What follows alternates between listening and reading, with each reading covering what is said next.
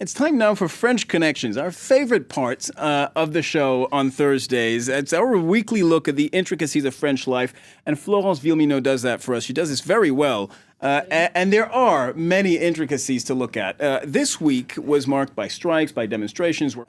Obviously, demonstrations are quite common here in France. It's sort of a national specialty. But what's particular about this one is the fact that student unions have been getting involved. That's right. Students really have been at the forefront of the protests against this very controversial reform package being put in place by the French government for weeks. High school and university students have been taking to the streets across the country in pretty much all major cities. So Paris, Marseille, Rennes, Bordeaux. The government says that this reform will actually help tackle youth unemployment, which is over 25% here in France. But many young people just aren't buying it. Let's listen to some of these protesters. Whether it's making it easier to fire people or increasing working hours, we don't want it. It's going to increase youth unemployment, and that's why so many young people are out in the streets. The movement's gaining speed. Young people feel concerned by this law because it's their future. Now, the fact that students have joined this protest movement, that politically speaking is very significant because their presence in any kind of rally, march, wide-scale movement is always something that has governments afraid. That's right. They're very powerful. I've already told you about the power of trade unions and strikes in France, and you can check out those previous shows on our website. But student protests are really a particular beast here in France. And when students take to the streets, governments get really worried, as you were just saying. Let's listen to a political scientist. When students demonstrate against a reform bill, they can block it, because the government always gets scared that student protests will slip out of control and create an incident. Some analysts say that students are actually the make or break factor, and if you don't get students on board, well, your protest is going to be a flop. And that's kind of what happened back in 2010 when Nicolas Sarkozy pushed through a very controversial package that reformed the pension system here in France. And he managed to do so despite the fact that there was public outrage. Let's listen to one of his former advisors.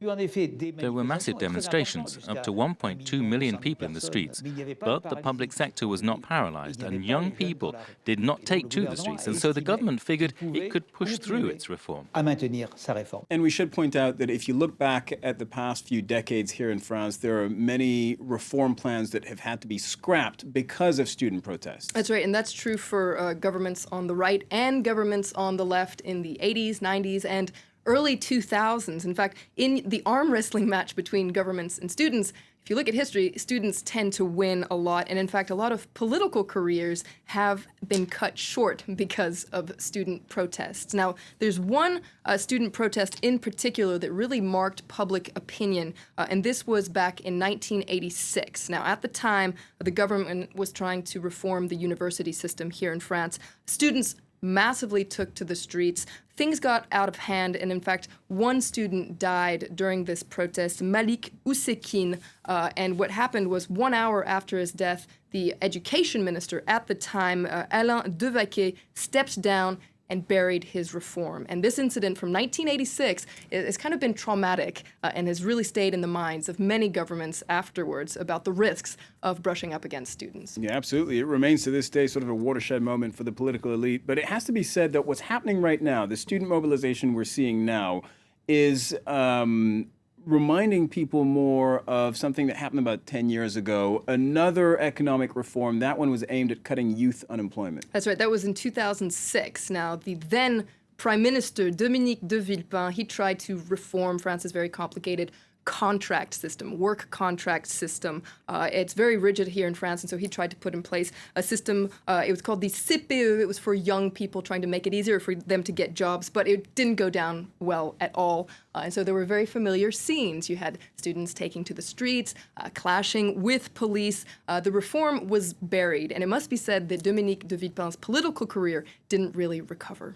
So why is it that we have this situation now? Students always seem to protest. I mean, is it a cultural thing? Well, some argue that it is actually part of our cultural heritage. And a lot of that has to do with the legacy of May 68, Mai 68, which is our word du jour. Now, I've already told you about Mai 68. It's a big deal here in France, this period of civil unrest that completely transformed France, a cultural revolution. But what's interesting is it started as a student protest, actually, and it quickly escalated. The anger spread to factories. You had workers joining forces with students, and this was a perfect storm, if you will, that ultimately led to the dissolution of parliament and precipitated the fall of the president at the time, Charles de Gaulle. Yeah, and it's come to a point where Mai 68, Mai 68 is now seen as the ultimate student protest. And there's been a sort of glorification of that episode. That's right. Now, if you go to student protests, you'd be forgiven in thinking that students, when they protest, are kind of living out their own May 68 moment. It's kind of a rite of passage, the moment if you when will. they rise up against the establishment. That's right, against authority, etc. It's kind of a coming-of-age experience. Each generation has its own demonstration, if you will. And so critics say that young people tend to demonstrate for fun. They're unaware of the real issues at hand. But the truth is it's more complicated than that, of course. French students, it must be said, tend to be quite political and well-read. And student unions here in France are well-organized and national. And so when they do take to the streets, they do it passionately with youthful energy. It's very contagious and very effective. All right, thank you very much, Florence Villeminot. Every Thursday at the same time, she breaks down these things that make France, France. And if you have any questions about France you'd like us to explore in French Connections, then feel free to tweet Flo at Flo Villeminot. You can also check out our website on France24.com.